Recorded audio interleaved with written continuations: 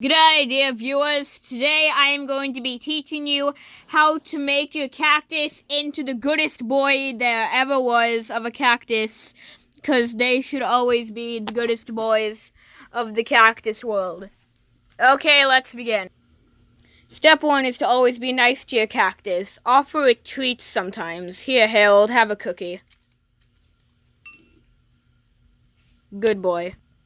Step 2 is to always pet your cactus and show that you love them.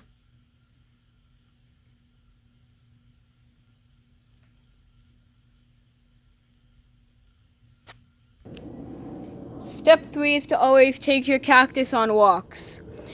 Every day is a healthy day outside for a cactus. Run, Harold. Step 4 is to always have fun with your cactus. Play dress up with it. Give it a new toy.